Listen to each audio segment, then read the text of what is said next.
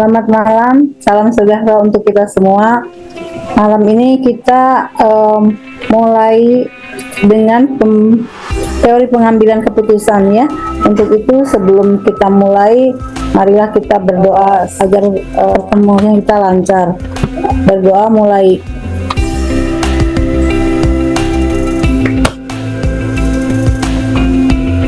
Untuk selanjutnya Ibu absen dulu ya. Julius Purnama ada? Julius Purnawan hadir, Bu. Julius Purnawan. Diah Meyanti hadir, Bu. hadir. Riza Fauzia. Dewi Sartika. Dewi Sartika ada? Hadir. Hadir. Rapli Hambali.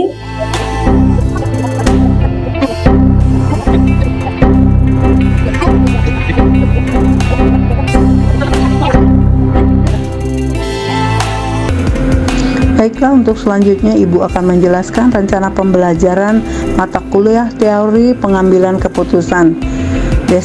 Deskripsi dari mata kuliah ini. Mata kuliah teori pengambilan keputusan ini membahas tentang proses, model pengambilan keputusan, serta konsep probabilitas pengambilan keputusan dalam semua kondisi, analisis Markov, serta simulasinya, dengan harapan bisa membantu suatu organisasi bisa lebih baik lagi. Capaian pembelajaran yang diharapkan dari bidang prodi atau program studi, mahasiswa dapat memahami konsep-konsep pembuatan keputusan dalam organisasi yang berkenaan dengan isu-isu strategis yang di dalamnya mengenai proses pengambilan keputusan sampai analisis Markov, agar dapat membuat keputusan dalam suatu organisasi yang dapat menguntungkan suatu organisasi tersebut. Capaian pembelajaran yang diharapkan per mata kuliah. Yang pertama, mampu memahami dan menjelaskan tentang pengertian pengambilan keputusan. Yang kedua, mampu memahami dan menjelaskan tentang proses pengambilan keputusan. Ketiga, mampu memahami dan menjelaskan tentang model pengambilan keputusan. Yang keempat, mampu memahami dan menjelaskan tentang konsep probabilitas. Yang kelima, mampu memahami dan menjelaskan tentang pengambilan keputusan dalam kondisi beresiko. Yang keenam, mampu memahami dan menjelaskan tentang pengambilan keputusan dalam kondisi tidak pasti. Yang ketujuh, mampu memahami dan menjelaskan tentang pengambilan keputusan dalam kondisi konflik. Yang kedelapan, mampu memahami dan menjelaskan tentang pengambilan keputusan dalam kondisi pasti.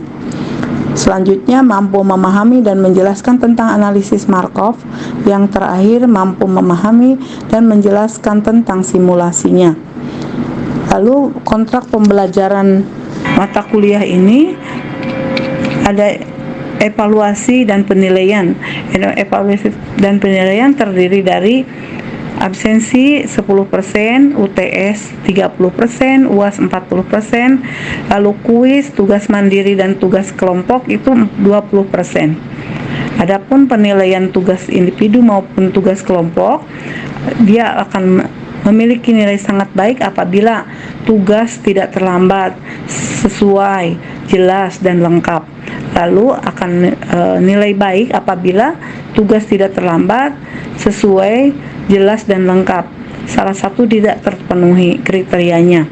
Yang ketiga atau cukup itu apabila tugas tidak terlambat, sesuai, tidak jelas dan tidak lengkap. Jadi dua kriteria tidak terpenuhi. Akan bernilai kurang apabila tugasnya terlambat dan tidak akan lulus dari nilai tugas ini apabila tidak mengumpulkan tugas sama sekali. Nah, demikian uraian kontrak pembelajaran di mata kuliah teori pengambilan keputusan ini. Demikian, selanjutnya Ibu akan lanjutkan membahas mengenai materi hari ini. Konsepsi resiko. Resiko merupakan sebagian yang tidak terpisahkan dari fakta pertumbuhan dari suatu organisasi atau perusahaan. Kita bersumber dari faktor internal maupun eksternal. Resiko juga dapat dikaitkan dengan kemungkinan kejadian atau keadaan yang mengancam pencapaian tujuan dan sasaran organisasi. Sedangkan definisi resiko menurut ahli, menurut Kogan tahun 1978, Beberapa definisi resiko adalah risk in the chance of loss atau resiko adalah terbukanya kemungkinan kerugian. Yang kedua, risk in the possibility of loss atau resiko adalah kemungkinan kerugian. Yang ketiga, risk in the uncertainty atau resiko adalah ketidakpastian. Jenis-jenis dari resiko. Resiko dinamis yaitu resiko yang berhubungan dengan dinamika atau perubahan keadaan seperti tingkat harga, selera, dan teknologi. Contohnya resiko inflasi, resiko perubahan selera konsumen, resiko perubahan regulasi, dan lain sebagainya. Resiko statis yaitu resiko yang berhubungan dengan keadaan yang statis. Contohnya resiko fundamental seperti bencana alam yang mempengaruhi banyak masyarakat. Resiko penyusutan harta benda, resiko untung-untungan dalam berinvestasi sesuai kondisi pasar. Jadi resiko-resiko itu yang menyebabkan banyaknya kerugian di sebuah perusahaan. Selanjutnya, sumber dan penanganan resiko. Sumber-sumber resiko di masyarakat yaitu resiko sosial, berupa tindakan orang-orang yang menciptakan kejadian yang menyebabkan terjadinya penyimpangan yang merugikan dari harapan kita. Fisik resiko berupa fenomena alam yang karena disebabkan oleh kesalahan manusia. Lalu ekonomi, resiko ekonomi berupa keadaan ekonomi yang mungkin mengalami perubahan atau tindakan. Jadi di sini untuk mengatasi resiko atau mengalihkan resiko kerugian dari sebuah perusahaan, mengantisipasi dari jauh-jauh hari. Selanjutnya, kondisi berisiko adalah suatu keadaan yang memenuhi beberapa syarat, yaitu sebagai berikut. Satu, adanya pilihan alternatif yang aplikatif. Yang kedua, adanya ketidakpastian dengan derajat kemungkinan masing-masing nilai probabilitas.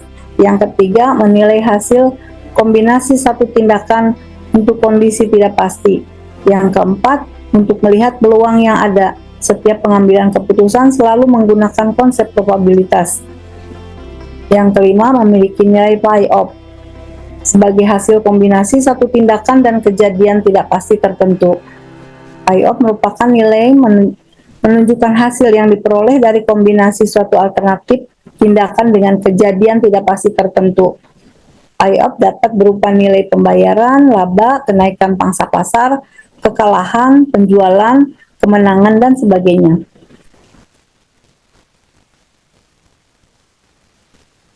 Selanjutnya, pengambilan keputusan di dalam kondisi berisiko. Pengambilan keputusan dengan risiko merupakan pengambilan keputusan yang berkaitan dengan dinamika atau ketidakpastian.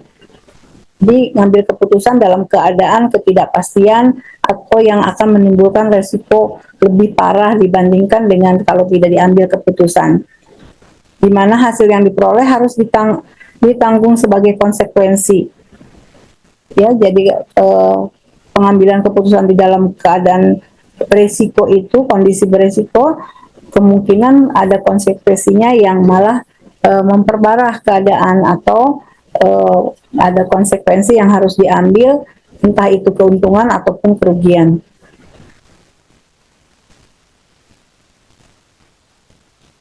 Pengambilan keputusan dalam kondisi berisiko adalah pengambilan keputusan di mana terjadi hal-hal sebagai berikut. Yang pertama, alternatif yang harus dipilih mengandung lebih dari satu kemungkinan hasil. Jadi kemungkinan hasil itu bisa hasil yang merugikan ataupun menguntungkan, ya. Contoh konkretnya apa? Coba mengambil keputusan dalam keadaan kondisi berisiko. Ada yang bisa jawab? Ismail, biasanya Ismail paling banyak jawaban atau pertanyaan. Kayaknya kalau dalam situasi ini, Bu, izin, Ya. kalau berkaitan pengambilan risiko dalam situasi apa, Bu, tadi izin, Bu? Dalam kondisi berisiko. Dalam kondisi berisiko, ya mungkin ini beberapa hal terjadi dalam situasi dan juga lokasi yang bisa dikatakan berisiko juga, seperti misalkan di daerah pertambangan. Bagaimana kita menentukan area mana pertambangan yang tidak mengganggu area di sekitarnya karena kebetulan berdekatan dengan kawasan masyarakat. Itu mungkin bisa salah satu contohnya, Bu. Ya, jadi ambil keputusan kita dengan beberapa pertimbangan tentunya ya. Atau contoh yang dekat mungkin Ismail di rumah sakit kan, dinasnya. Ya, Bu, betul. Di rumah sakit itu pada saat yang bersamaan dokter itu harus mengambil keputusan. Kalau mengambil keputusan A sehingga akan mengakibatkan B. Contoh kalau ibu hamil itu beresiko lalu harus mengambil salah satu keputusan menyelamatkan ibunya atau menyelamatkan bayinya gitu ya contohnya ya. Jadi kita harus penuh pertimbangan mana yang resiko yang terkecil yang akan diambil untuk mengambil sebuah keputusan. Itu contoh konkretnya ya. Yang lain ada yang mau menambahkan? Yang penting paham ya yang dimaksud dengan pengambilan keputusan di dalam kondisi beresiko.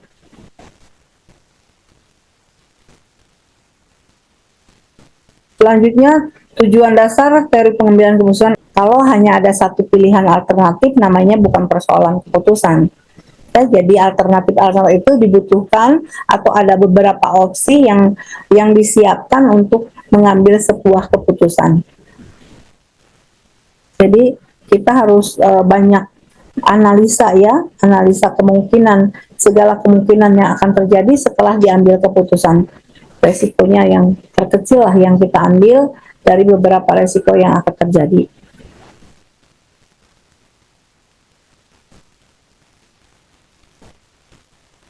Nah, sekarang teknik penyelesaian pengambilan keputusan dalam kondisi beresiko. Nah, jadi dari beberapa kemungkinan yang akan terjadi atau beberapa probabilitas di kemudian hari itu harus kita ketahui dulu ya sebelumnya untuk sebelum mengambil satu alternatif seperti itu. Metode penyelesaiannya ada 3. Yang pertama adalah expected value atau nilai ekspektasi. Yang kedua expected opportunity loss atau nilai kesempatan hilang. Lalu yang ketiga expected value of perfect information, yaitu nilai harapan informasi sempurna. Nah, nilai ekspektasi ini, nilai harapan adalah jumlah dari nilai-nilai kemungkinan yang diharapkan terjadi terhadap probabilitas masing-masing dari suatu kejadian yang tidak pasti. EP didapat dari pi of kali probabilitas satu peristiwa. Nilai ekspektasi saham ini contohnya dalam mengambil keputusan untuk membeli atau menjual saham apabila dia dalam situasi tertentu ini ya, seperti saham BAT itu baik apabila value-nya sama dengan 0,5. Ini contoh saja ilustrasi ya. Buruk apabila P-nya sama dengan 0,5, lalu perhitungan EP dan nilai EP. Nah, ini dimasukkan ke contoh-contoh ke angka-angka. Setelah hasil perhitungan mana nilai EP yang tertinggi, itulah yang kita beli. Nilai kemungkinan harga ke depannya ini paling tinggi, berarti kita ambil keputusannya bahwa membeli MLBI ya. Tidak mungkin membeli BAT karena dia nilai ekspektasinya paling kecil. Selanjutnya expected opportunity loss. Nilai kesempatan yang hilang untuk suatu hasil adalah sejumlah pi of yang oleh karena tidak dipilihnya suatu alternatif atau tindakan dengan pi of terbesar bagi kejadian tidak pasti yang sebenarnya terjadi. Untuk menentukan keputusan berdasarkan nilai kesempatan yang hilang atau EOL secara rasional dipilih dari nilai EOL expected opportunity loss yang minimal atau terkecil. Hal ini dimaksudkan untuk menghindari rasa penyesalan atau ketidakpuasan di kemudian hari. Jadi, prinsip dasar EOL adalah membuat minimum kerugian yang disebabkan pemilihan alternatif tertentu. Untuk menghitung kesempatan yang hilang atau opportunity loss, setiap peristiwa pertama kali adalah mengidentifikasi tindakan terbaik untuk setiap peristiwa. Kemudian mengurangkan pi of-nya, pi of peristiwa tersebut dengan pi of peristiwa-peristiwa lainnya. EOL mempunyai prinsip meminimalkan kerugian karena pilihan bukan keputusan terbaik. EOL sama opportunity loss kali probabilitas suatu peristiwa. Ini contoh-contohnya, kelihatan angka-angkanya ya.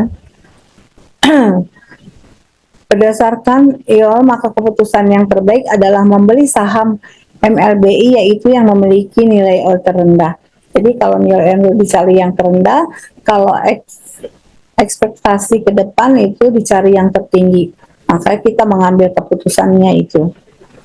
Kita juga di Fakultas Ekonomi Bisnis nanti akan ada galeri investasi. Nah, di galeri investasi itu nanti para mahasiswa diajarkan atau dibimbing, dilatih untuk bagaimana cara menentukan atau cara menghitung kemungkinan ke depan saham itu bakal naik atau bakal turun, biasanya dari kejadian-kejadian sebelumnya.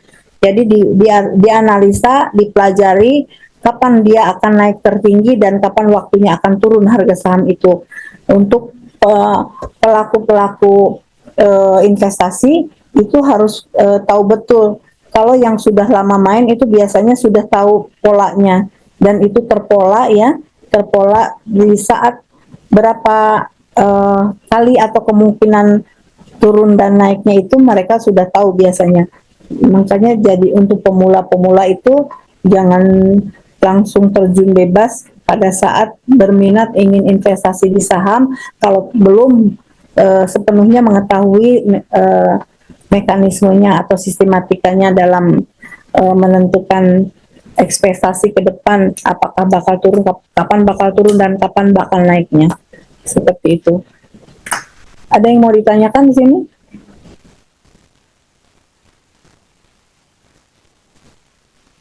Selanjutnya, expected value of performance information. Jadi dirumuskan EP OPI sama dengan EP with PI dikurang EP without PI. EPPI sama dengan EPWPI dikurang EP. Nilai harapan tanpa informasi sempurna disebut juga nilai harapan dalam keadaan ketidakpastian. EPWI atau width hasil perkalian antara maksimum baris nilai plot terbesar dengan probabilitas. Sedangkan EP atau NH nilai harapan terbesar dari setiap alternatif atau tindakan. EPPI atau NHIC jumlah maksimum yang dapat dibayarkan oleh pengambil keputusan untuk memperoleh informasi sempurna. Nah, ini ada contohnya ya, contoh-contoh perkalian dan untuk artinya nilai batas harapan investasi. Selanjutnya poin dalam teknis pengambilan keputusan berisiko. Pengambilan keputusan dengan expected value, menghitung probabilitas dalam penentuan saham, di mana kita memilih instrumen berdasarkan EP tertinggi sebagai acuan dalam memilih saham atau memperkirakan ekspektasi nilai saham akan naik atau laba atau keuntungan. Pengambilan keputusan expected opportunity loss untuk meminimumkan kerugian yang disebabkan karena pemilihan alternatif keputusan tertentu. Dalam poin sebelumnya, memilih instrumen dengan EOL terendah untuk menghindarkan dari kerugian yang mungkin akan terjadi. Selanjutnya, pengambil keputusan dengan expected value atau purpose information merupakan perluasan dari kriteria EP dan EOL, atau dengan kata lain, informasi yang didapat mengambil keputusan dapat mengubah suasana risiko menjadi certainty, memberikan tambahan informasi untuk membantu pembuat keputusan. Dalam hal ini, membantu lebih detail dalam memilih instrumen saham dan mengetahui harapan investasinya. Ini pengambilan keputusan dalam menentukan membeli atau menjual saham.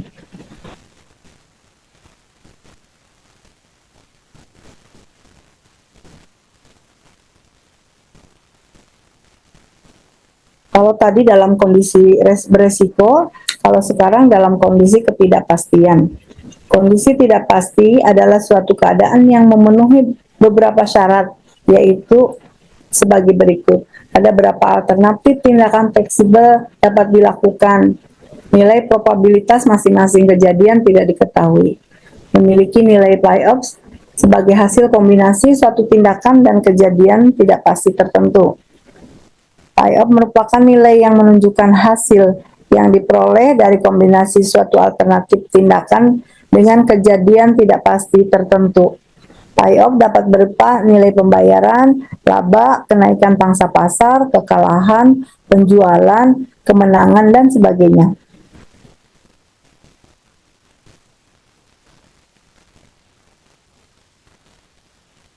Suatu keputusan dikatakan dalam kondisi berisiko apabila mengambil keputusan mengetahui besarnya nilai peluang mengenai hasil keputusan. Sebaliknya, satu keputusan dikatakan dalam kondisi ketidakpastian apabila nilai peluang hasil keputusan tidak diketahui.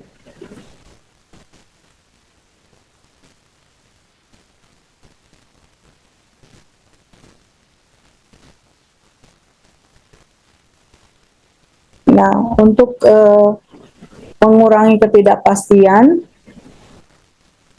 ada beberapa cara yang bisa diambil. Yang pertama, mencari informasi lebih banyak. Jadi kalau sebelum mengambil keputusan, apalagi keputusan itu yang belum pasti ya, tidak ada kepastian, kita harus mencari informasi sebanyak-banyaknya. Jadi mencari tentang apa yang kita mau putuskan itu harus banyak informasi. Lalu yang kedua, melalui riset atau penelitian. Jadi sebelum mengambil keputusan, kita melakukan penelitian dulu. Apa hasilnya? Apakah hasilnya menguntungkan atau bakal merugikan? Selanjutnya menggunakan probabilitas subjektif. Melihat peluang-peluang yang subjektif.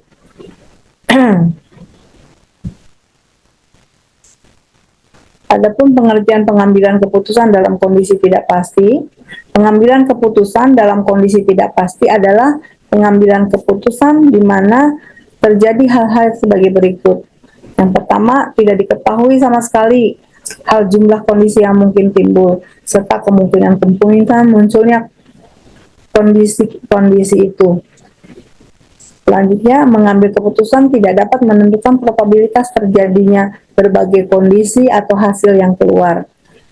Yang diketahui hanyalah kemungkinan hasil dari suatu tindakan, tetapi tidak dapat diprediksi berapa besar probabilitas setiap hasil tersebut. Selanjutnya, pengambilan keputusan tidak mempunyai pengetahuan atau informasi lengkap mengenai peluang terjadinya bermacam-macam keadaan tersebut. Hal yang dapat diputuskan biasanya relatif belum pernah terjadi. Tingkat ketidakpastian keputusan semacam ini dapat dikurangi dengan beberapa cara, antara lain mencari informasi lebih banyak melalui riset atau penelitian dan penggunaan probabilitas subjektif.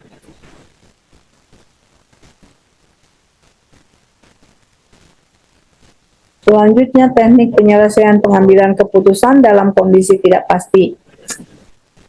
Ada metode Maximax, metode kriteria Redcat, metode Maximin, metode Realism, metode Laplace, dan pohon keputusan atau decision tree. Metode Maximax, kriteria Maximax atau kriteria optimis adalah teknik yang digunakan untuk membuat keputusan di bawah ketidakpastian. Di bawah kriteria optimis ini, membuat keputusan menghitung hasil terbaik yang mungkin untuk setiap alternatif keputusan, dan kemudian dia memilih keputusan yang memiliki hasil terbaik semaksimal mungkin. Jadi metode ini mempertimbangkan bahwa semuanya mungkin. Jadi metode ini mempertimbangkan bahwa semuanya akan berjalan dengan baik dan akan lebih baik memilih hasil terbaik yang setinggi mungkin. Jadi ini yang kriteria Maximax ya. Kriteria Maximax itu memaksimalkan keuntungan, diharapkan keuntungannya semaksimal mungkin. Contoh model keputusan dalam kondisi ketidakpastian.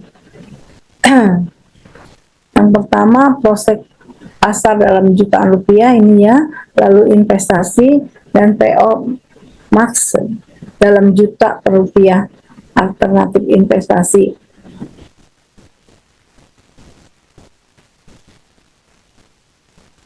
Ada cerah, sedang, lesu, obligasi, investasi obligasi, payoff-nya 200. Nah, ini 200 juta rupiah ya, dalam juta rupiah. Lalu obligasi kalau cerah itu 200, sedang 65, lesu 15, deposito payoff maksimalnya 175 juta rupiah. Selanjutnya deposito 175 juta rupiah. Kalau dia prospeknya itu sedang apabila 100, lalu lesu 40. Sedangkan investasi di properti PO-nya 250.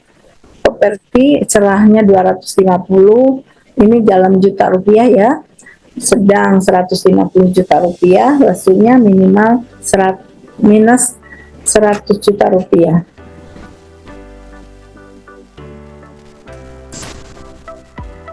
Metode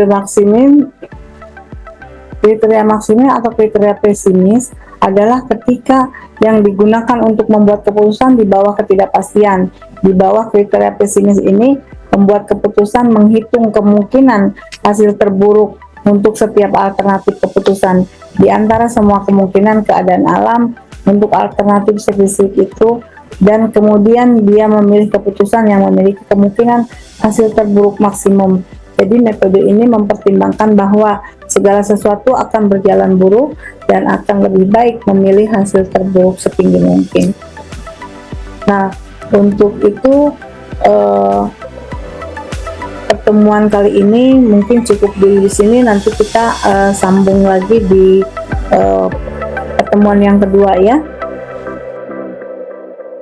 Baiklah, untuk tatap muka hari ini cukup sampai di sini. Ibu lanjutkan pada tatap muka yang akan datang. Wabillahi taufiq wal hidayah. Wassalamualaikum warahmatullahi wabarakatuh.